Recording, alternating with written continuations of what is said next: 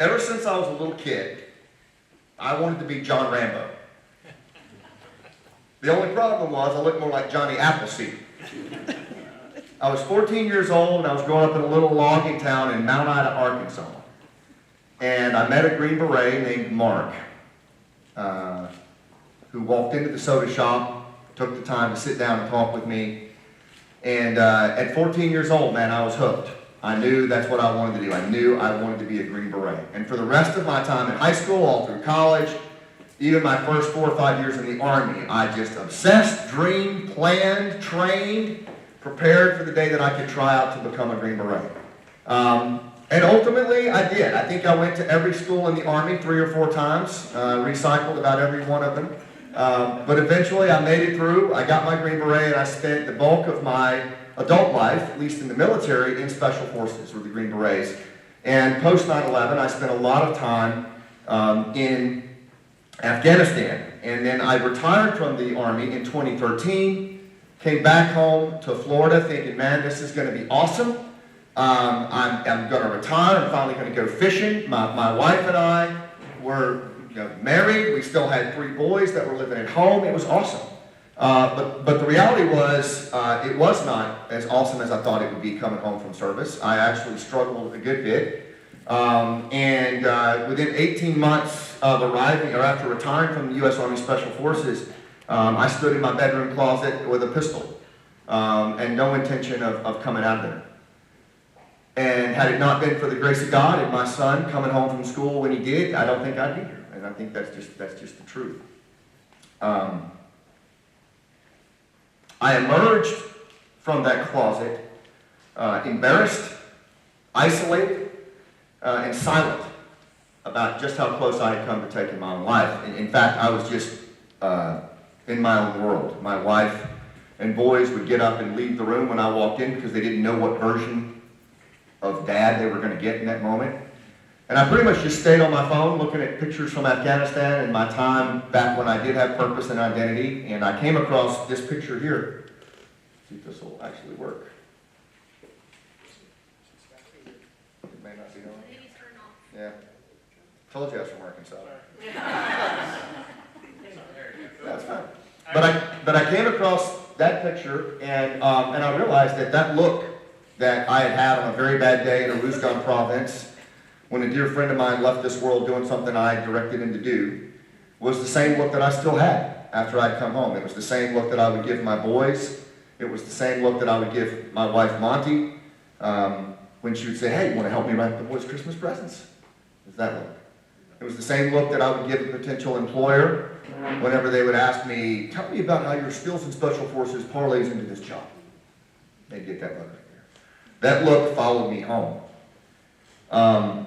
It was a lot of hidden scars that I just didn't discuss, I didn't talk about. And over the next several years, though, I was fortunate because I had civilian mentors in my life who connected with me. They listened to my stories without judgment, and really, in a lot of ways, walked the path of reintegration with me. It took time, but eventually I started to find my feet. I rediscovered, as a child of Appalachia, a love for storytelling. And in doing that, it was a modality for healing for me. My mentors showed me how to use stories to heal myself. But I also discovered that stories were a way for me to bridge the civil-military gap. I found that I could actually teach the rapport-building skills and human connection skills that I had learned as a Green Beret. I could teach it to corporate leaders. I could teach it to business owners in these divided times that we live in this country. But I think probably the biggest part of my healing was when my wife and I were able to take what I had learned about storytelling as a way of healing and connection. I call it the generosity of scars, where basically you repurpose your stories of struggle into stories that can serve other people. And so Monty and I, we formed a nonprofit, and we started teaching storytelling in our backyard in Florida to Gold Star family members, to combat veterans, to first responders, and it really started to land. It started to resonate. I started to find my purpose again. I started to find my identity again. And it's honestly a storytelling journey that I'm still on.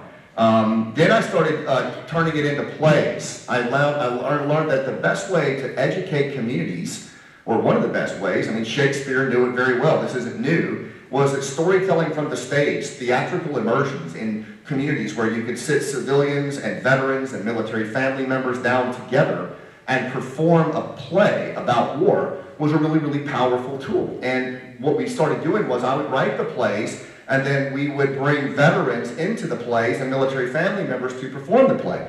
And then to complete my midlife crisis, I started learning how to act at age 50. And I wrote this play called Last Out, Elegy of a Green Beret. That was the first play that I wrote. Everybody in the play is a military veteran or a military family member.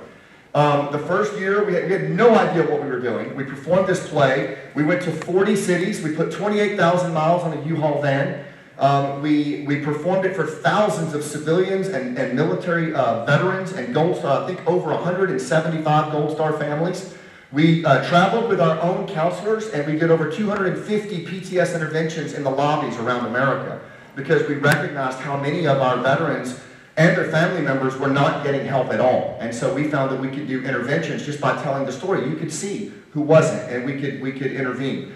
But probably the most powerful thing that happened, you guys, was the talkbacks. We would do these talkbacks after every single show. The cast would come out on the stage, and we would sit with the audience, and we would talk about what was going on. And it was just like communities used to do, kind of like what this is. And it was really powerful. And in doing that, I learned a lot of things, and just a couple that I thought I would share with you tonight. First of all, I think what I would say is that I felt like when we did this, and the fact that we're still doing this, it makes an impact in the country. But it's not unique to me. It's not unique to our little nonprofit. There are veterans all over the country that are making a strategic impact, doing things that they do at local levels, national levels, state levels, global levels. And it's not new. I mean, veterans have been doing this for 250 years. They've been making these impacts. But the thing that I want to get across tonight as we sit here is that I don't think that's not a foregone conclusion. It's not an entitlement. What our veterans do when we come together on Veterans Day and we celebrate this day, and it's thank you for your service, and that's great. I appreciate that. But I think the reality is I believe we are in danger of losing a lot of the impact that our veterans and our volunteer military have in the world today because of a social contract that we have with our veterans that's in danger.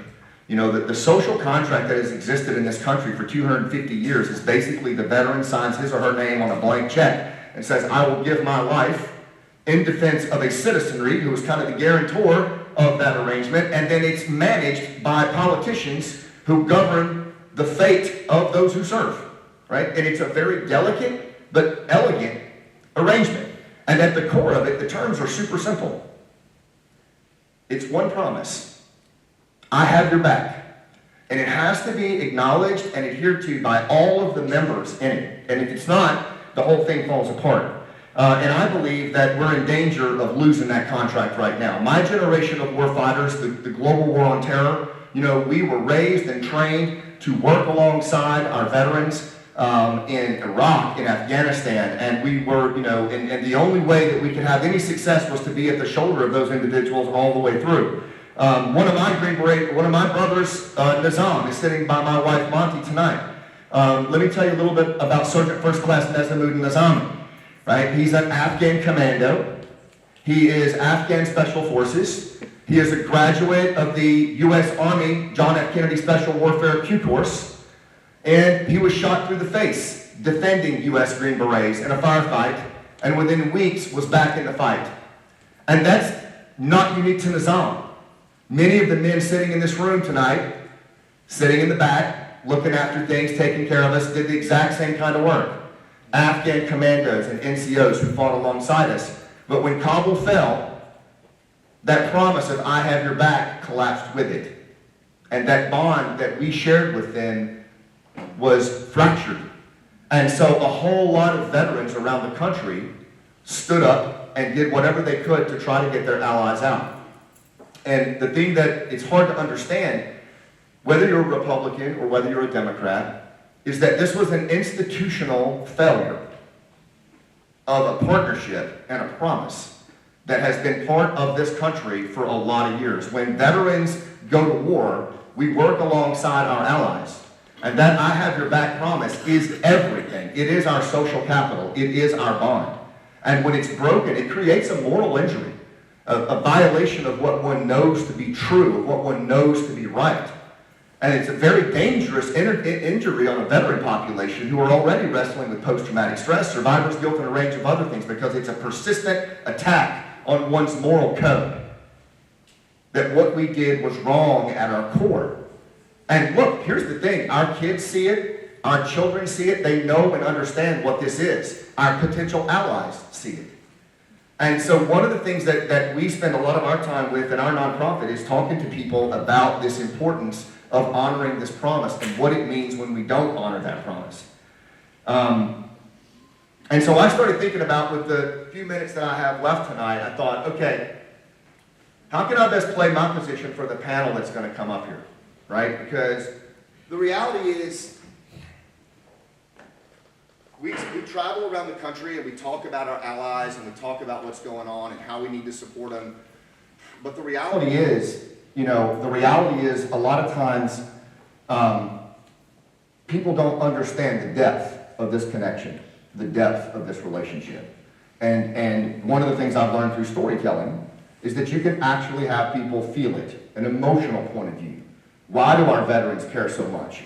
Why does a Gold Star family member like Shannon, 5 years after the Afghanistan withdrawal, have to carry a load that she carries right now, working endlessly to extract Afghan allies when our government has not picked up the phone?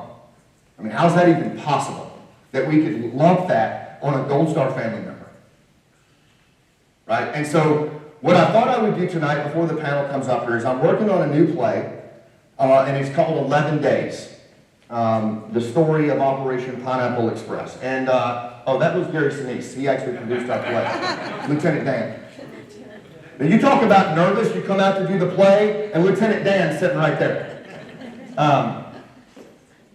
But what I thought I would do before we start the panel is just give you a quick scene from 11 Days, right? So that maybe you can get a sense of why this matters so much to our veterans and to our Afghan allies, not in an intellectual point of view, but in the heart and in the gut, and what it means, and what these men and women have been through over the last 5 years, and what they're still going through since Kabul failed. Is that okay?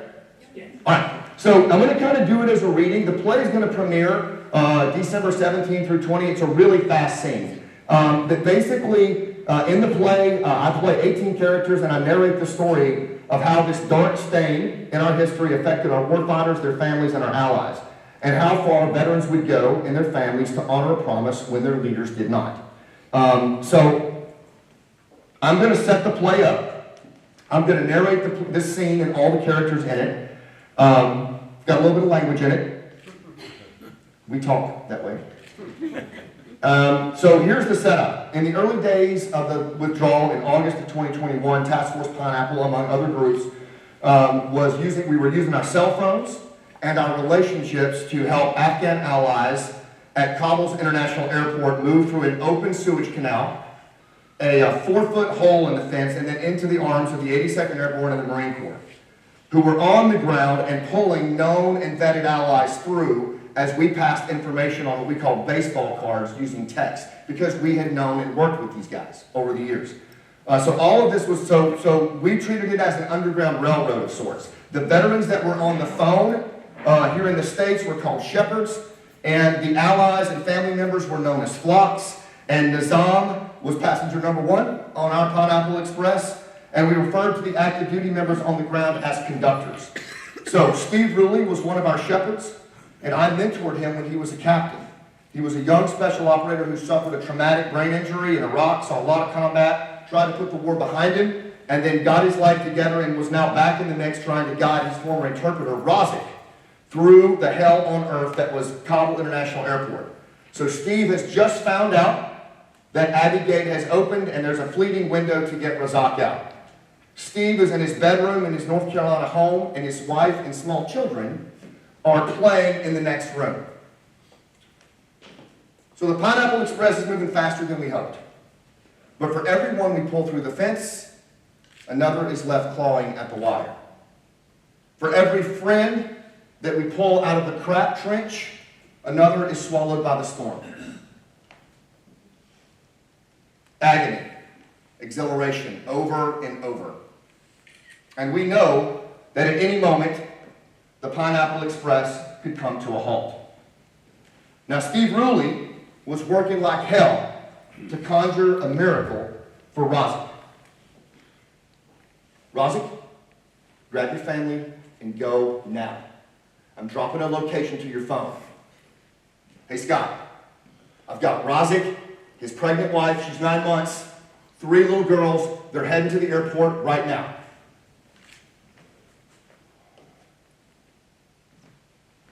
Razik, are you okay? No, Steve. The Taliban are telling me to shut my kids up. They shouldn't even be here. They're so little. I know, you're close. I can see your location on the map. Do you see the green chem light? Oh my God, no! No, they are beating my wife! Razik, no, do not fight them. Razik, listen to me, you're so close. Please. Somebody help me stop them, make them stop, they are beating her! Razik, you were so close. Steve! Run!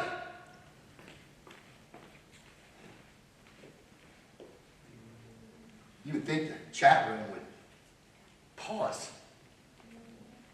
take a moment to pray. But if God was listening, we couldn't tell. But no time to mourn. Steve called, texted, called again, texted again. And then he walked into his bedroom and got the Pineapple Shepherd's most reliable tool.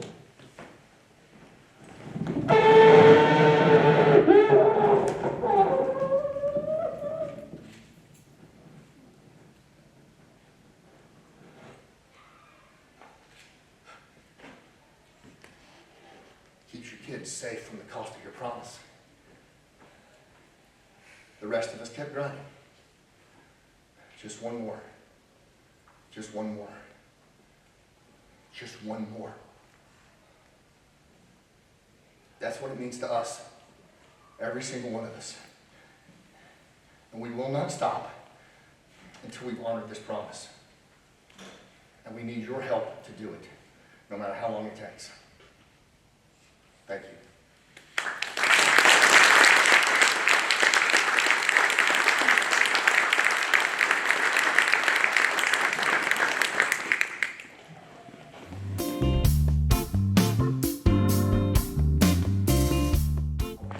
I'm delighted to welcome to the stage our 3 additional panelists, and Scott is going to join them as well. You're good, bud. We'll also do kind of a little bit of Q&A at the end, and then again, please join us in the reception afterwards. And I'm just delighted to mention these 3 members of Badger 6, this incredible organization that was founded by Shannon and others in memory of her husband. And basically with the sole purpose of helping Afghan allies get out of Afghanistan and help them once they get here. Shannon Spann DeBruyn is an attorney and former CIA intelligence officer. Shannon served over a decade in counterterrorism operations. She's the widow of Mike Spann, the first American killed in action in Afghanistan, and she continues to honor his legacy through advocacy and security consulting.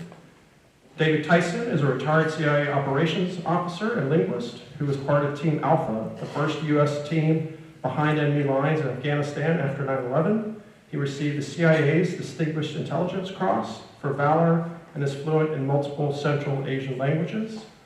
And our moderator this evening will be Toby Harden. Toby is an award-winning author and former foreign correspondent who's reported from more than 30 countries, specializing in terrorism and war. His book that we have here tonight, First Casualty, tells the untold story of Team Alpha's mission after 9/11, when the United States was, starting operations to topple Al-Qaeda and the Taliban in Afghanistan. Will you please welcome me and join me, Shannon Spann DeBruyn, David Tyson, Toby Harden, and Scott Mann.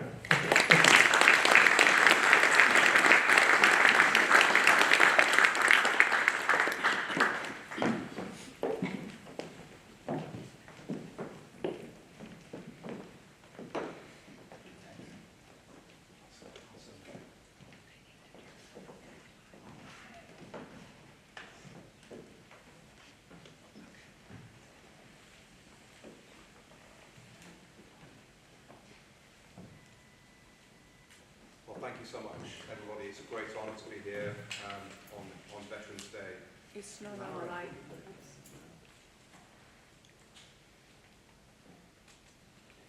How's that? Better.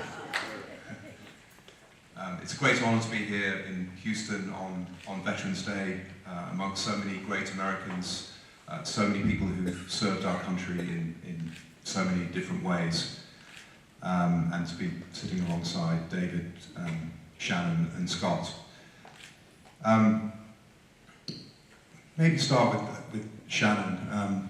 You know, the picture behind us is Team Alpha, an eclectic bunch of Americans who people joke they look like a bunch of dads going on a fishing trip, but these were the first Americans behind enemy lines after 9/11, that kind of America's pickup team. No cool sleeve tattoos, no body armor, no helmets, no specialized weaponry. There's a Kalashnikov rifles, same ammunition as the Afghans, about to fly into the unknown. One of them was your husband, Mike Spann, a former Marine, who sadly was not here yesterday to celebrate the Corps' 250th birthday. Scott painted a very evocative picture of August 2021. Tell us, maybe starting at that point, what happened on those days in August 2021, how that connected with Mike and Team Alpha and 9/11, and maybe bring us to today as well. Yeah, this is, I love how you set this up, Scott, because it literally is a full circle story of we've got your back. I mean, this team here had all of our backs after we were attacked on 9/11.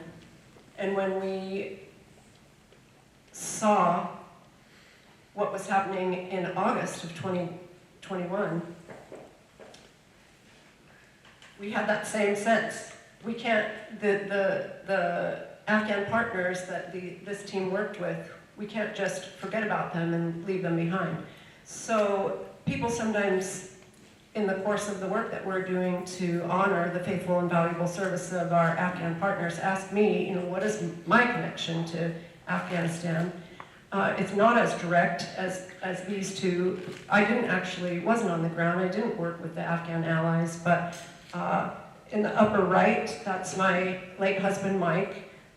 We joined CIA at the same time, trained together in training. After we finished training, Mike went on to a career in special activities to become a paramilitary case officer, and I went to CTC, the CIA's Counterterrorist Center, and the idea was Mike was going to do a few short-term missions until we got posted as a family overseas for a long-term posting. He was on one of those missions until September 9th of 2001 and returned home on Sunday, and then September 11th happened on Tuesday. So at that time, our son Jake had just been born in June, so Jake winds up playing an important role in the story of Badger 6. He was born in June, Mike left in July, and then he came home in September and then left again a few weeks later. So Jake spent a total of 6 weeks with his dad. And so it's in August of 21. We're watching this disaster on the television. David and I are starting to get calls, the team are starting to get calls, things like Scott was explaining of our partners left behind. And so we're working phones, we're doing the things that you just illustrated. We're staying up all night, watching little pinpoints on the map, trying to get people to the places that we knew they needed to go.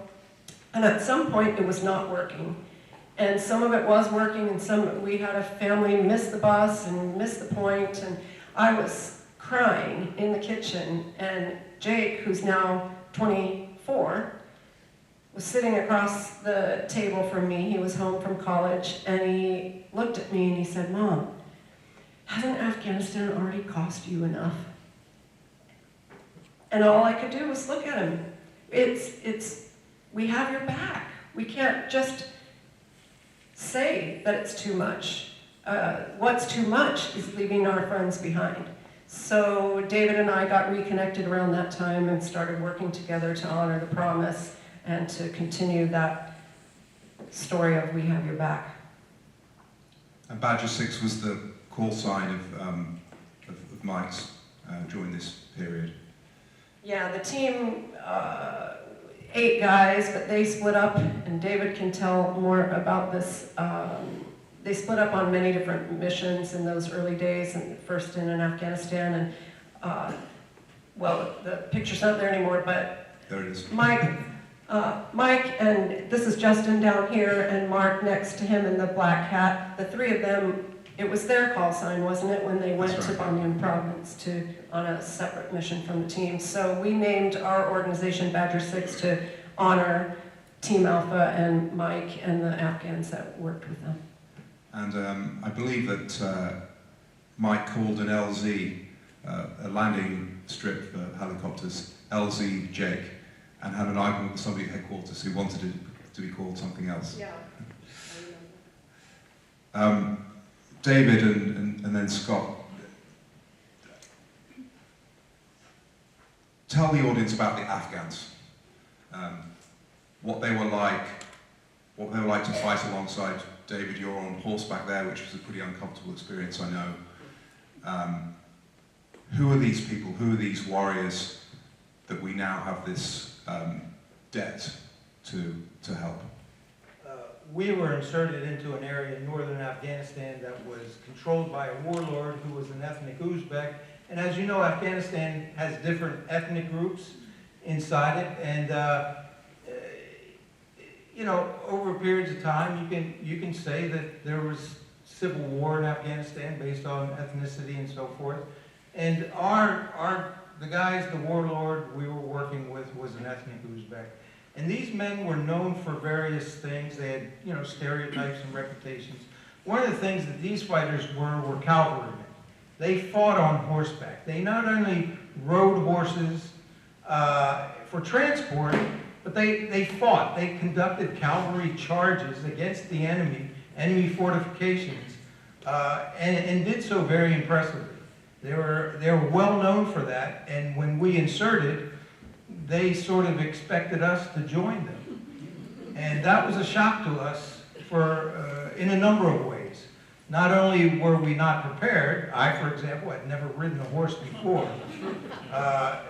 So these things were part of the process which we, you know, engaged in to become, you know, to work closely with these men. I would stress that these men at this time, as you know, all of our Afghan allies, understood that they were under great risk for what they were doing.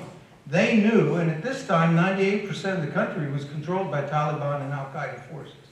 So these small pockets of resistance were, you know, populated by people and men who were fighting against the tide and against the odds. And we showed up with 8 guys. That's it. They expected more. They expected more firepower and everything else. But they still cast their lots with us and joined us, understanding that, you know, every day might be their end.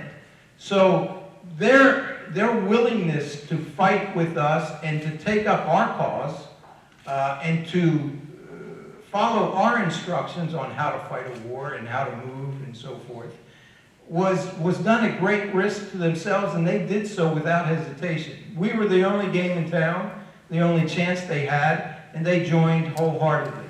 And they saved our lives on many occasions. And we did do these movements with them, you know, under great stress and pain and suffering and fear.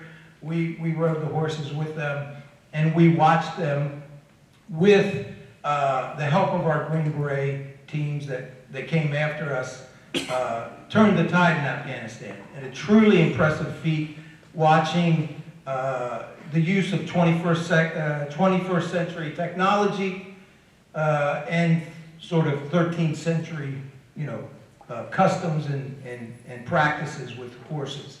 And these men, for the most part, had never gone to school. They had been fighting their entire lives. From the Soviet period, fighting against the Soviets, fighting civil wars, riding horses, and they had no conception of who we were at all. And it was extremely interesting, to say the least, to watch the culture clash and them grow accustomed to us and we grow accustomed to them. And it was almost a seamless operation in many ways. And so, once again, we relied on them. They were the first Afghans to shed blood on our behalf at our instruction, the first ones that have their own blood shed, and a truly remarkable experience. And Scott, I mean, Afghanistan, I think, is a country that kind of etched itself on one's soul in the end, and the people as well. What's been your experience with the Afghans? Who are these people? I guess I had from David's point of view, I was fortunate in the sense that I was there at multiple times after that, and I saw the evolution of a country that was getting its feet underneath it and finding its way. And it was certainly no exception with the military. The Afghan National Army, I remember when it first stood up, it started to get actual, battalions, or what they called Kandaks, out in the field in 2004, 2005. And I'd come from a group in Special Forces that had worked primarily in Central and South America. So we had done a lot of work with the Colombians and the Peruvians in the 90s. But watching the Afghans evolve as a professional fighting force, and I think what a lot of people don't understand is, for example, by 2008, 2009, Afghan special operators are a whole different level of operator. I mean, you're talking about commandos, Afghan special forces, zero teams, Kaskateas, like JSOC, I mean, the equivalent, and I mean, really competent, good units with their own aviation wing. By 2014, they're conducting 95% of the fighting in the country. So this crap that the Afghans didn't fight, a lot of these dudes sitting in the back fought to the last round. And are still working resistance now. So their competency, in my opinion, I've worked with a lot of armies. I mean a lot in my career. I've never seen a group with the level of competency and capability like the Afghan Special Operations community. And the last thing I'll say, if you want to know what their caliber is, I will tell you, like Nizam, in the beginning, he was selected to go to our U.S. Special Forces course. He graduated the Q course at Fort Bragg. He is a certified 18 Bravo Weapons Sergeant Green Beret, right?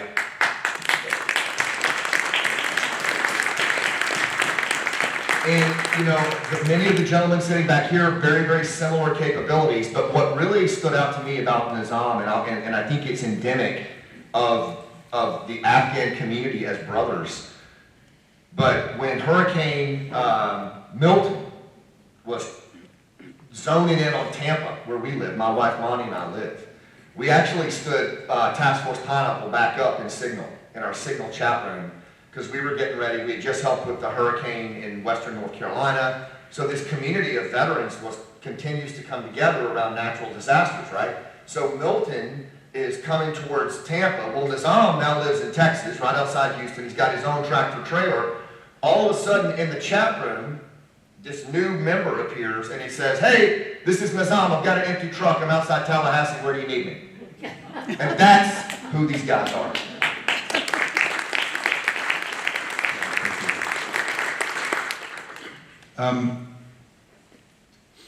There are many competing demands for our attention, for our money, and so sometimes I get asked the question, why should we care? Why should we care about Afghans? And I know that the answer to that, I think, is on multiple levels. And so I'd like to hear the answer to that from all three of you. And also, I think, a question that's connected is what are these Afghans doing for America now? These Afghans that we've helped who are here. Maybe Shannon. Yeah, I mean,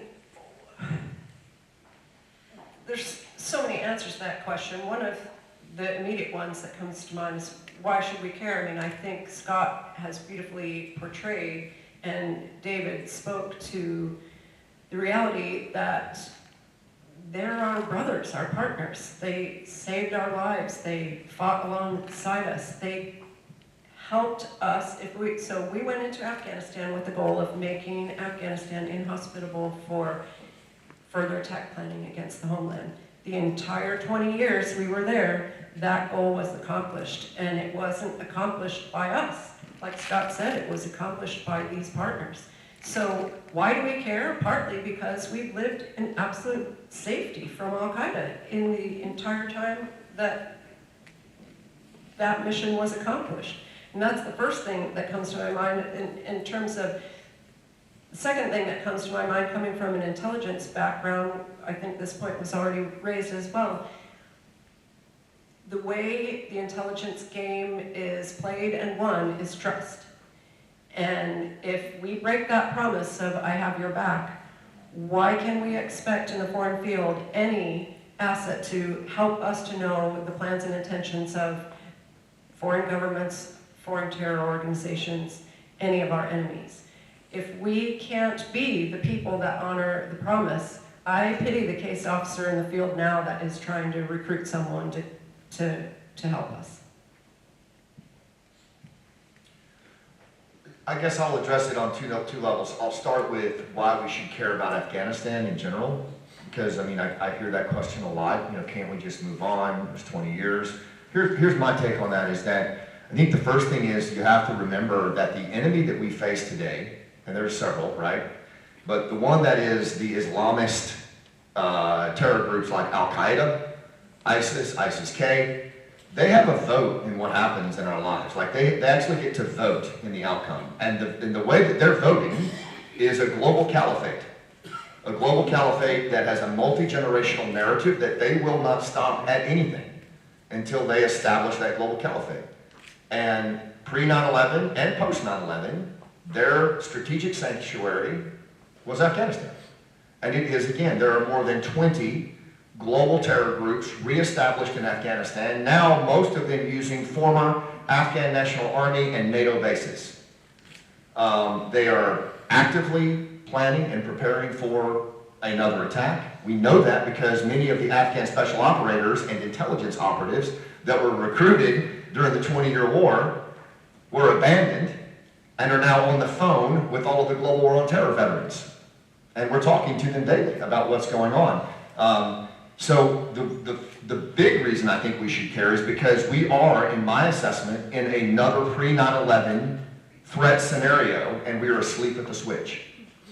And that's number one. To Shannon's point, the other thing is we have to recognize that does anybody really think that any threat that we deal with in the world today we're going to deal with unilaterally?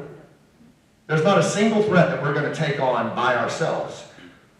Whether that's a conventional threat like Russia or China, or whether it's Al-Qaeda or ISIS, we're going to rely on partners.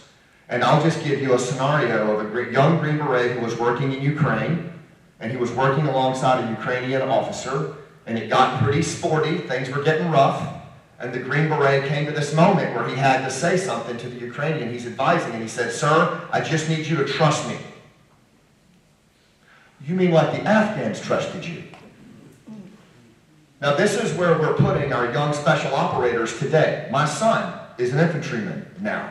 So he's the one that's going to inherit this, right? That's the biggest thing. And then the final thing I'll just say on why should we care about the Afghans. I mean, if you look at the caliber of special operators and service members that have come over here and what they are sacrificing, I mean, these were people at the top of their game over there. They don't have a VA. They have no one to help them with their trauma. They suffer their nightmares in the dark, and there's nobody to turn to or talk to, right? But they drive the trucks, and they drive the Ubers, and they work in the factories like every immigrant that has come to this country so that their kids can have a better life. That's why. And I've fought alongside these men, and I'm telling you, and women, and I've worked along a lot of indigenous partners. I've never seen a group of humans like this, and I suspect I never will. And I hope that at some point we start recognizing the quality of people that they are. Yeah, absolutely. I mean, in Badger 6, our experience has been that these are people who absolutely do not want a handout. They may need a hand up, although it's sometimes hard to persuade them to actually take it. But they are incredibly hardworking. They love America, even though most of them have not become Americans yet. And they're on a journey to become part of the tapestry of this nation.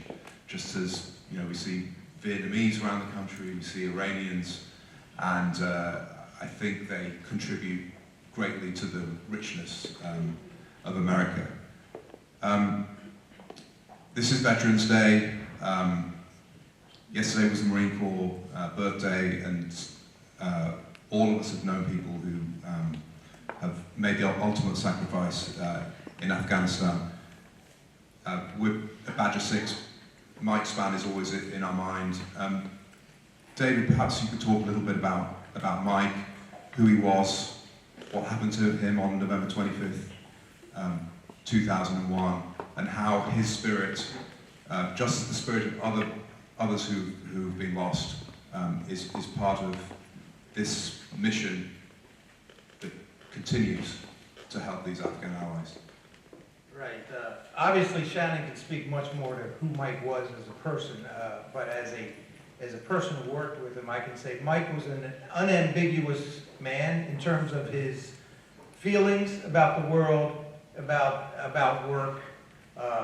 Everything was clear to him, who the enemy was, and his goal was to be at the pointy end of that spear. He made that clear every day during our deployment. And he was in the right place at the right time for him as a person. That's what he wanted. And so that was inspiring to me, even back then, to be beside a person like that, a very tough man, a very hardworking man, and somebody who wanted to protect people. He wanted to protect his country, he wanted to protect his family, and he knew clearly what was going on in his life. He was killed on 25 November 2001 in an uprising of Al-Qaeda prisoners. These prisoners were captured during the course of the fighting in 2001, and these men were brought back to an area, and we were instructed by our headquarters that we would go in and figure out who these men were by taking their documents, taking pictures, and doing a cursory identity check with them and trying to get them to speak a little bit, and that was going very, very successfully. These men were from countries all over the world, to include the United States. We had 2 American citizens amongst them, 2 Al-Qaeda members who were Americans. One was John Walker Lynn, who you may have heard of, a kid from California.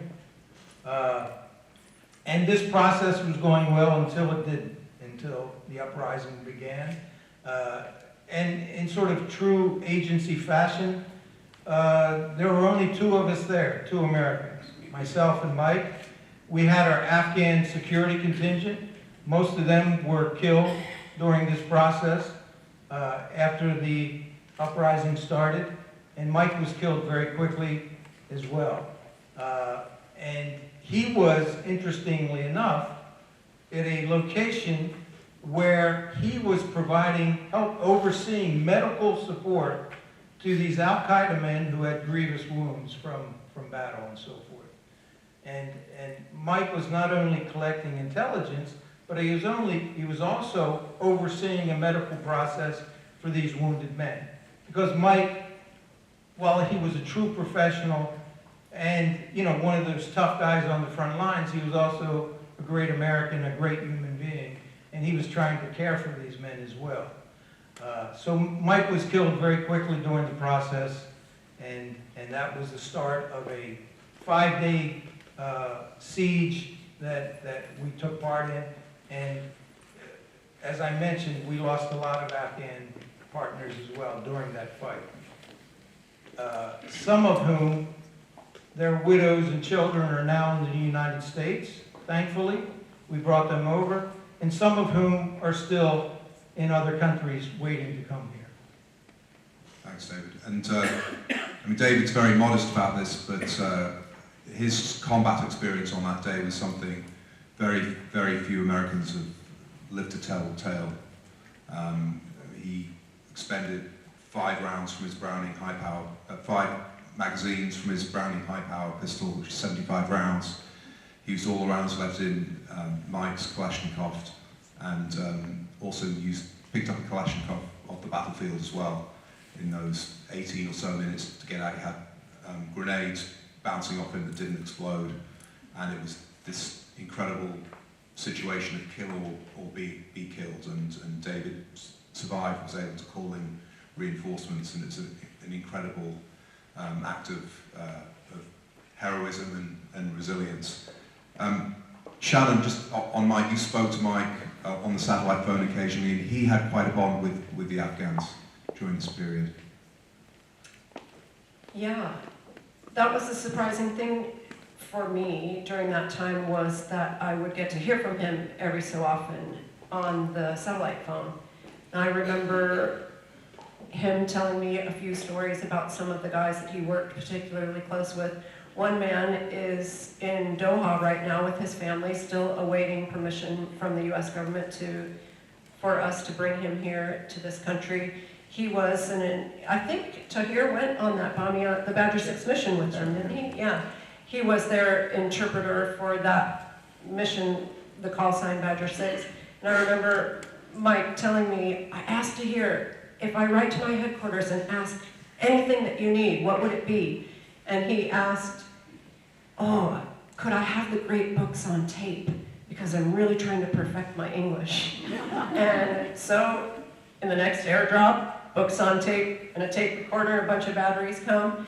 And that was, just sort of one example of, I didn't get to hear a lot of the stories, but, you saw the picture of the guys in front of the helicopter, and Mike had a tough exterior and he looked like an all-business guy, but he really had a tender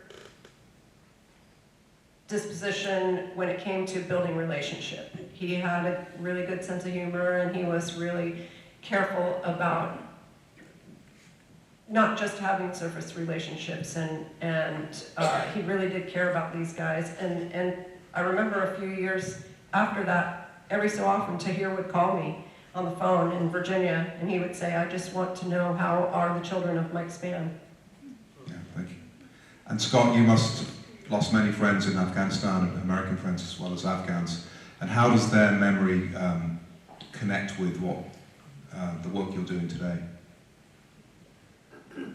Well, I think for me, it's storytelling. Whether they were Afghan friends or U.S. friends, and I lost a lot of buddies in that long war. And there isn't a day goes by that I don't think about them and wonder why they're not here and I am.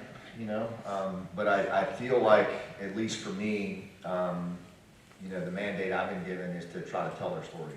Yeah. There was a guy named Tim O'Brien who wrote a book called The Things They Carried about Vietnam, and at the end of the book, he says that stories are for those late hours in the night when you can't remember how you got from where you were to where you are.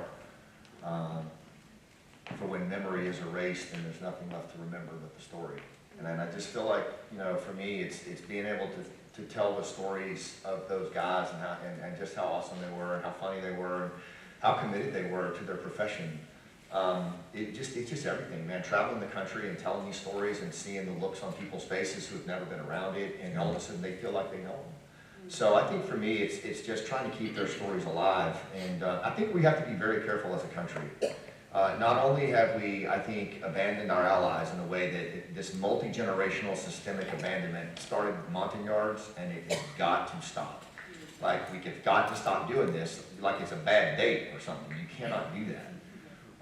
But I also think, as a nation, and hopefully this forum and others around the country can do this. This is not a Republican or Democrat issue. You cannot turn the page on a 20-year war and a generation of veterans like it was just something that never happened. And I feel like that's what we did as a country with Afghanistan in particular. We turned the page like it never happened. And there's a cost to that. And that social contract that I talked about that is in place, it is very fragile and it is not an entitlement. Most countries in the world don't have it. They don't have the relationship with their veterans like we do. They don't have an all-volunteer force like we do. And it is not an entitlement. It is managed by the citizenry. They're the stewards. And I think we've got to reclaim this. We've got to get out of this notion of abandonment. In fact, for this issue right here, I mean, I look at how hard these guys are working to resist in Afghanistan. You know, it's not over. It's like T.E. Lawrence said, that nothing is written. It's not done. These guys aren't done. And I suspect we're going to find ourselves back in that country because we are inextricably linked to Afghanistan, and we will be. There's no getting around that. And it would be in our best interest, I think, to start recognizing that when it's kind of like when we were kids and you go in the shop with your mom and there was that sign, you break it, you buy it. You know, that's true with our partner force too. If we go in there and break things and knock things around, then we bought it. And we need to stay with it the same way that you would stay through with a friend through rough times. And we haven't been doing that. And it's a bad model, it's a bad look for us as a nation, it's a bad look for our kids. And so for me, it's about telling the story, and if it's uncomfortable, so be it. Because that's my brothers that fell, they deserve better. And they did die for something. It wasn't in vain, and it wasn't just so that girls could go to school in Afghanistan. I think it was much more than that. It's just not there yet. It hasn't happened yet. It's coming. But as a citizen, we've got to get back to this notion of standing with our partners and not bailing on them when it gets hard. Yeah, yeah. I think one of the very moving things about what's happening now is citizens stepping in where our governments failed us. And I'm also sort of intrigued by the background of all three of you, Green Berets, CIA, people who improvise, step into the shadows or into the gap and work things out. And I'm struck that your book, you know, nobody's coming to save you. And a phrase that Shannon has used, we are the plan. Yeah, I took that from Scott. Right, so what is it about Green Berets and CIA that perhaps make you particularly sort of fitted to carry on this mission, which I guess started with 9/11 and is continuing now? Well, I would say both Green Berets and CIA officers are sort of, maybe even before being trained, we are sort of have that innate thing about getting to know people, liking people, and wanting to know their stories and wanting to understand them. And that's something that helps us so much. It's just a natural human trait, obviously. But when you do that with people, especially people who are from a distant country and a culture that's very different with different religion and everything, that's a great achievement when you're able to do those kind of things. So for us, that's something that's not only something we're trained to do, but it's something I think we bring to the table beforehand. And so that never stops, right? That just doesn't stop after you're done training or after you go on deployment. That's something you do from the heart. So that's something that I think is so great about what we're doing. And I just want to add, there are happy moments in all this stuff, especially now after all this time. We get to see the children of the widows and the families of those who had fallen, the Afghans who fell, in combat. We get to see some of their families thriving here in the United States. Young kids learning English, of course, extremely quickly in grade school, coming home with A's on their report cards, and their parents sending us texts and showing us pictures and stuff. And we had a family in Boise, Idaho. We have a large contingent of our people in Boise, Idaho, of all places. Sent us a text with a video of them dancing, traditional dance, in the mountains outside of Boise. And we said, oh, what kind of occasion is that? And they said, oh, we're just celebrating our freedom in America, these young people. Again, these people understand fully where they are and where they came from. That's what it usually, for most of us, we can't even conceive of what Afghanistan was and is, especially now. Under Taliban rule, the oppression, we think we got problems. We don't, obviously. And these men back here, that are here today are examples of that. And they, they can't really talk about it with us because it's so foreign to us, right? What their experiences are and the depth of oppression, the depth of evil that they see and experience. It's hard for us as Americans to understand that. Some of us do. We talked about who these people are and why is it good to have them here? Well, they understand that. They can convey that. They can convey what we have. They can see what we have. They can see what they came from. And hopefully they can teach us about that. So we understand what we have. So we can protect it, nurture it, and make it real and make it last. I think two things come to my mind. I'll try to make this quick in answer to your question, but one is, I think we do come with a mindset, like Scott wrote about. If you haven't read his book, Nobody's Coming to Save You, I recommend it, because that's kind of how we come to this problem. Like Green Beret, CIA officers, these esteemed gentlemen in the back, that's the ethos you come to the problem with. Nobody else is going to fix it. In fact, sometimes people talk about Mike's application to CIA had a sentence in it when he was applying to become a case officer. Somebody's got to do the things nobody else wants to do. So that's kind of the energy that we come to this problem. But another thing that you said in your book that I really enjoyed and that is demonstrated by Badger 6 is connect like your life depends on it. So when these Afghan partners are reaching out to us, when our government is abandoning them, we start looking around like, okay, who can I connect to? I'm not going to wait for somebody else to solve this problem. I'm going to start reaching out to all of my network. And that's something that every single person in this room has. You all have a network of people through your family and your careers and your lives and your neighborhoods that when faced with a problem, you can look around your own situation and say, who in my life can I connect with to solve this problem? And then quickly, the second thing that comes to mind is cultivating curiosity. So we are living in a culture right now of certainty. I'm certain you're not on my side and you are on my side and there are sides and my side's right and your side's wrong. We have a lot of certainty about a lot of things. But all of you have demonstrated the quality of curiosity. You come out on a Tuesday night, spend your real dollars to come and see who these people are and what their story is. I think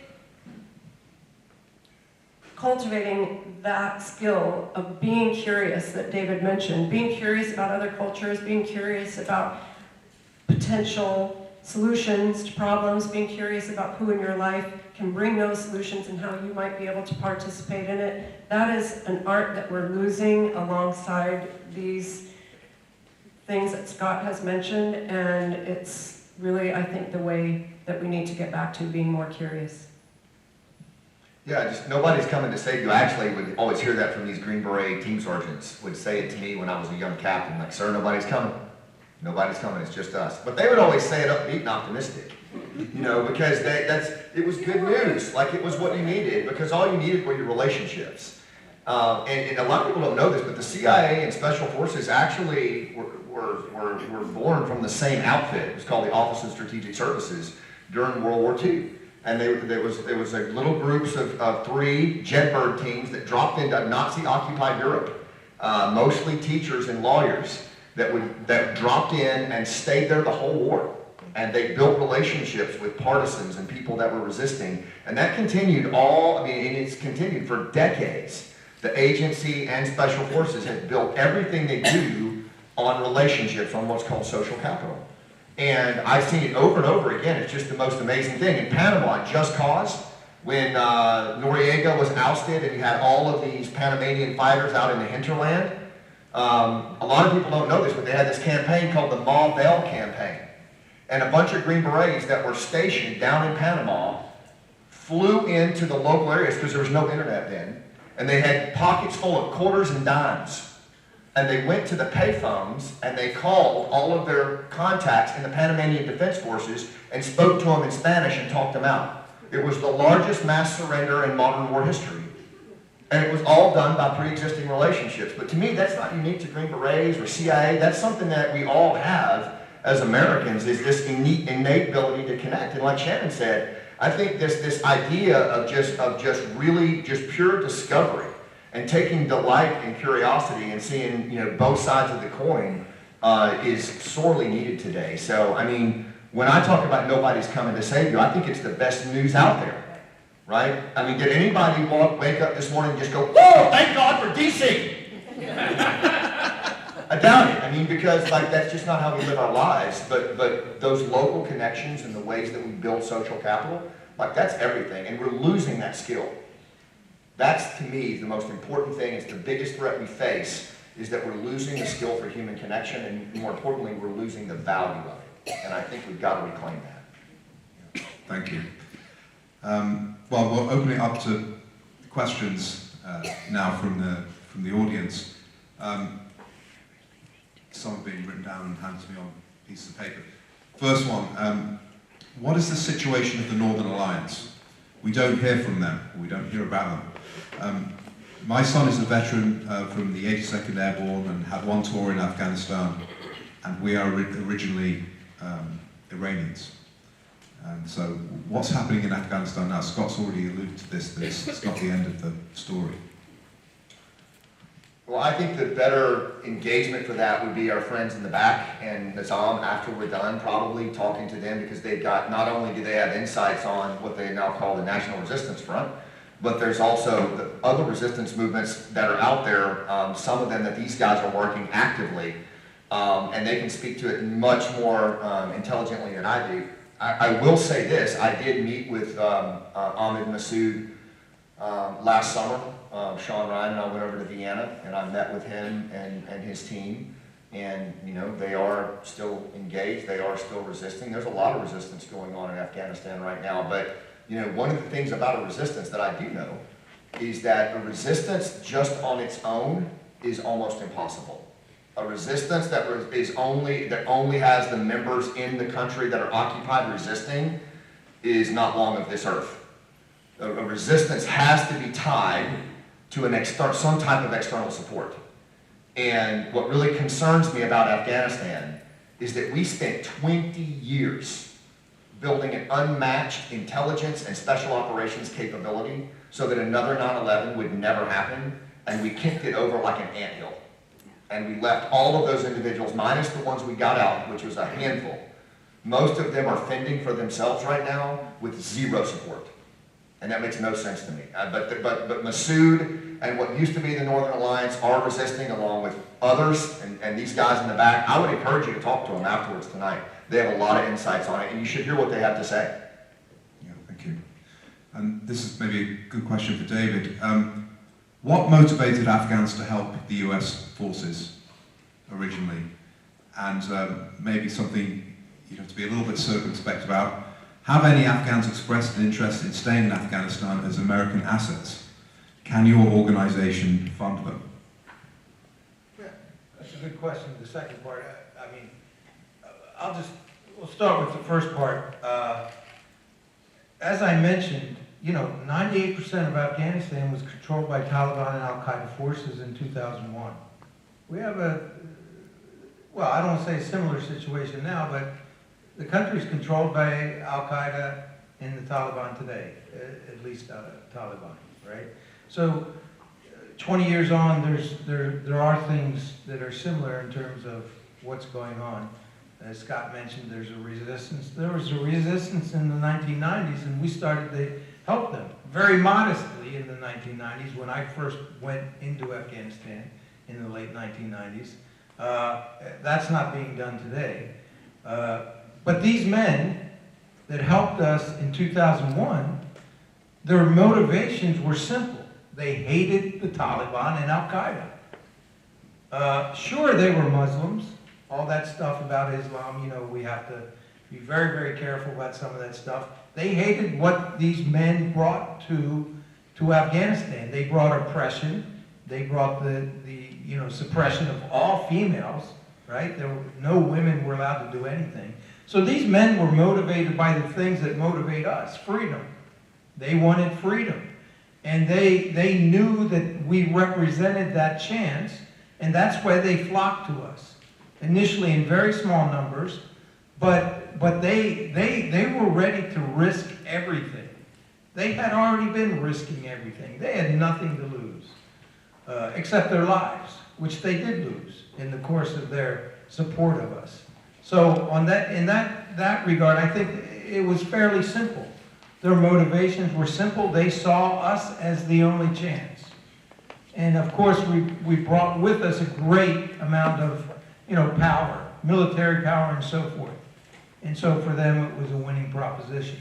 But at the beginning, there was no, they had no idea. And as I said, when we showed up, 8 guys, they were extremely, they were less than happy about that. But we quickly, with their support, moved forward.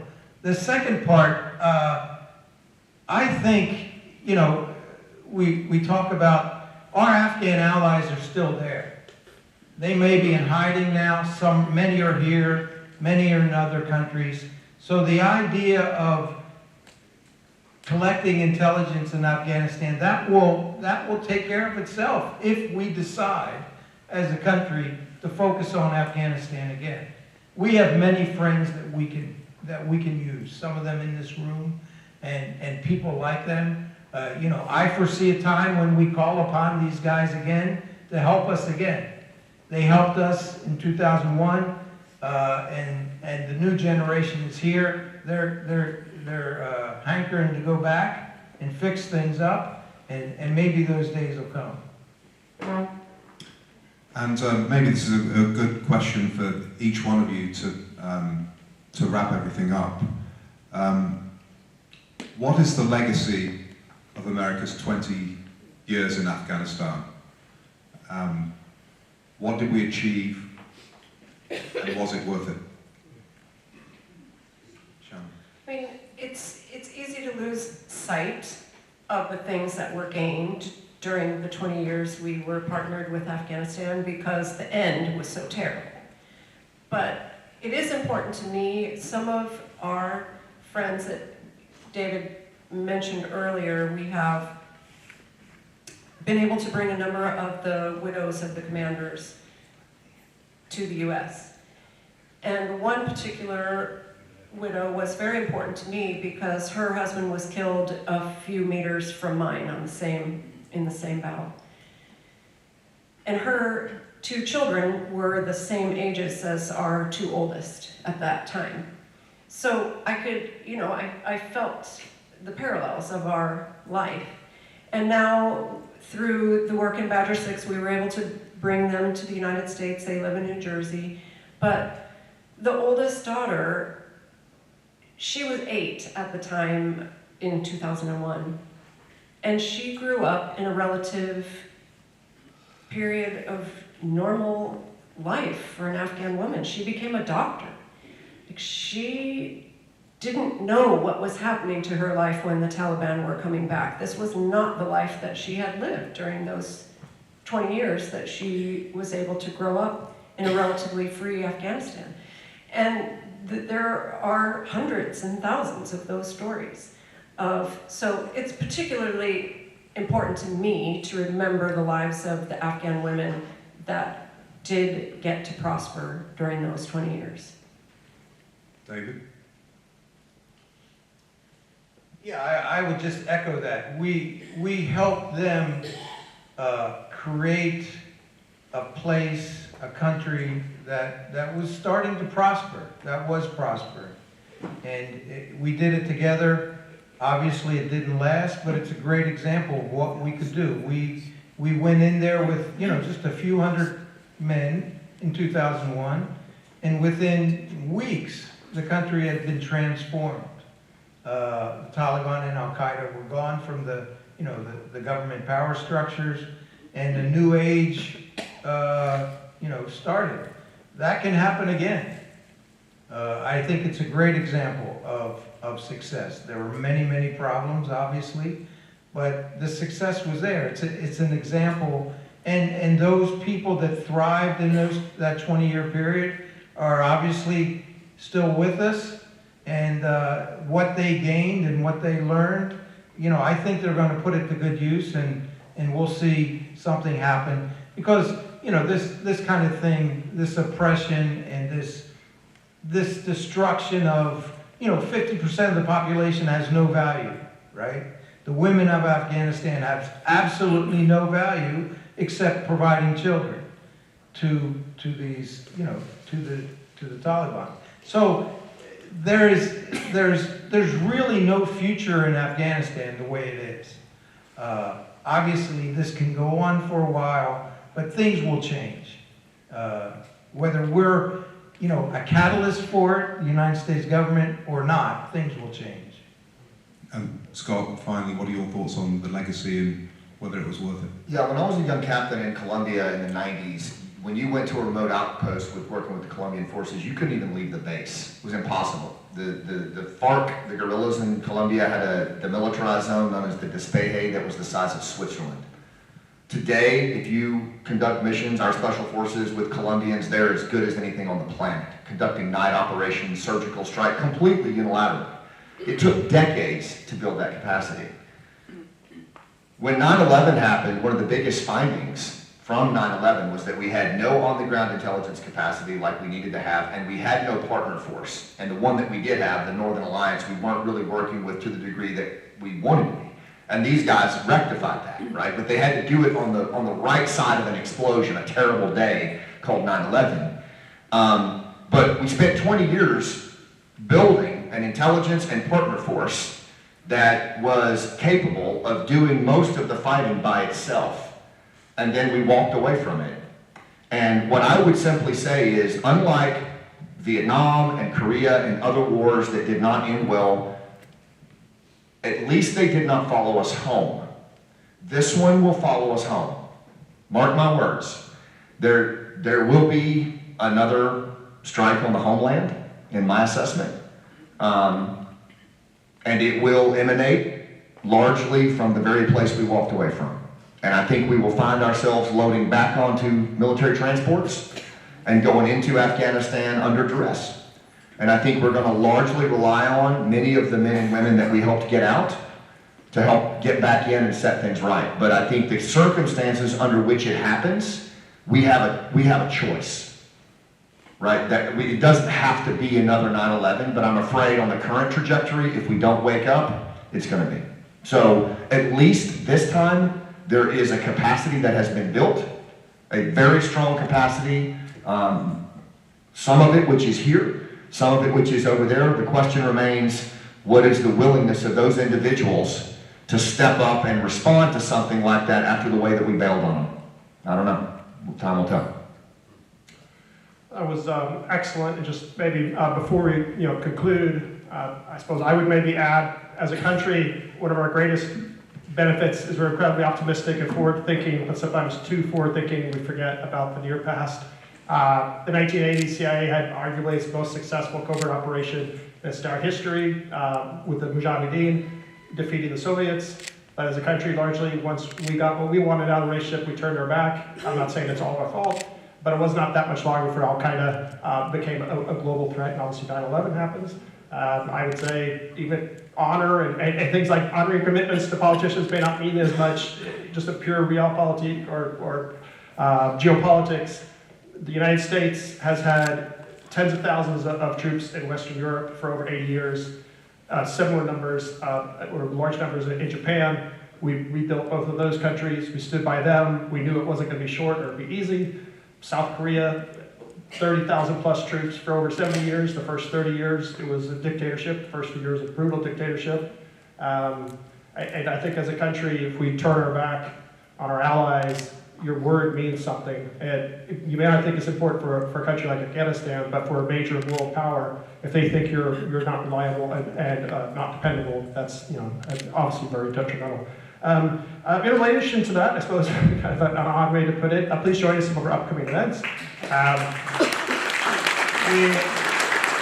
As a council, we will